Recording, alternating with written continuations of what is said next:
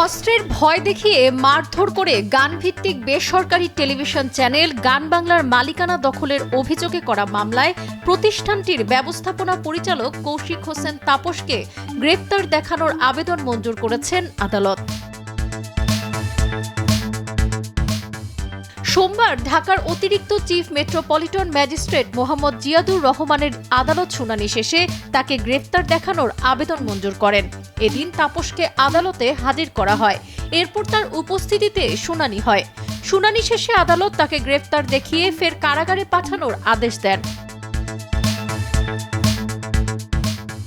এ বিষয়ে তাপসের বাবা দেলোয়ার হোসেন রাজা জানিয়েছেন, মহানগর পিপি ব্যক্তিগত স্বার্থের জন্য তাপসকে ব্যক্তিগত মামলায় এগিয়ে এসেছে। তাছাড়া স্বার্থবাদ চক্রান্তকারী মিথ্যা মামলা দিয়ে হয়রানি করছে তার সন্তানকে। ন্যায় বিচারের দাবি তার। ওনারা যে সময়কালের কথা বলছে মামলায়, যে 11 সালে আমরা মালিকানার জন্য আমাদের যে কাগজপত্র আপনারা দেখবেন, সেখানে আমাদের সাথে যাদের চুক্তি হয়েছে, আমানুল্লাহ খান চঞ্চল, রবিশঙ্কর মৈত্রী এবং বখতিয়ার শিকদার, তাদের সঙ্গে আমরা যৌথভাবে আমরা যখন আসি, সেটা হলো 12 সালের সেপ্টেম্বর মাস। অর্থাৎ আমাদের নামে যে মামলাটা দায়ের করা হয়েছে, আমরা তাদেরকে তুলে নিয়ে গিয়া লিখিতভাবে সিগনেচার করছি, এটা 100তে 100 ভাগ মিথ্যা। আমাদের কাছে যে ডকুমেন্টসগুলি ওই সময়ের মালিক পক্ষ দিয়েছিলেন, যেটা তথ্য মন্ত্রণালয় থেকে আমরা পেয়েছিলাম, সেই মালিকানার ভিতরে আমরা দেখছি 117 ওনারা জানুয়ারি মাসের 12 সালের জানুয়ারি মাসের 4 তারিখে ওনারা সিগনেচার কইরা, এই যে এখানে আপনাদের সামনে আমি দেখাইতে পারবো যে এখানেই আছে। রেজিস্টারের সামনে না গেলে কোনোদিন 117 সিগনেচার অ্যাকসেপ্ট হয় না। তারা তাদের 10টার শেয়ার তারা হস্তান্তর করে দিয়া তারা নিঃস্বত্ববান হইলেন। তারা 11 সালে যে জিডি করছে, সেই জিডিতে যে সকল ব্যক্তিদের নাম আছে, সেখানে কৌশিক হোসেন তাপস অথবা ফারজানা মুন্নি বা আমাদের নাবিল আশরাফ কারো নাম নাই। তদন্তের ইনভেস্টিগেশনের জায়গায় না গিয়ে উনি এফআইআর করায় দিলেন। আর এখানে পিপি সাহেবের এখানে ভূমিকা থাকার কথা না। এটা কোনো সরকারি মামলা না, এটা ব্যক্তির থেকে ব্যক্তির মামলা। তো উনি যদি ব্যক্তিগতভাবে আইসা থাকে তাহলে ঠিক আছে, তো রাষ্ট্রপক্ষ এখানে যুক্ত হইতে পারে না, কোনোভাবে কোনো আইনে নাই।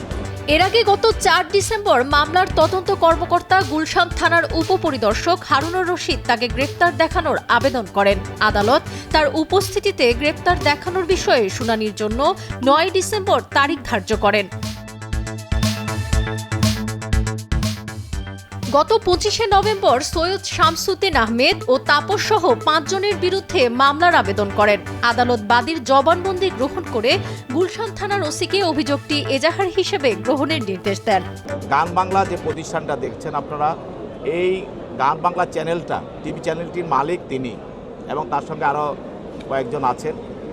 তাদেরকে আজকে যে তাপস এবং সে এবং তার সহযোগী অন্যরা যারা আছে তারা এবং রাষ্ট্রীয় পৃষ্ঠপোষকতায় ফ্যাসিস্ট হাসিনার রাষ্ট্রীয় সহযোগিতায় তাকে এবং তার যে এমডি ছিল তাকেও অপহরণ করা হয়। অপহরণ করে তাদের কাছে জোরপূর্বক তাদেরকে একটা গুলশানে একটা বাড়িতে আটকিয়ে রাখা হয়। সেখানে তাদেরকে রেখে প্রচণ্ড মারধর করা হয়। মারধর করে তাদের থেকে এই কোম্পানির শেয়ার ট্রান্সফারের যে কাগজপত্রগুলো, সেগুলি তারা বিভিন্ন কাগজে, সাদা কাগজ, নীল কাগজে, তার বিভিন্ন কাগজ তারা সই স্বাক্ষর করে নিয়ে যায়।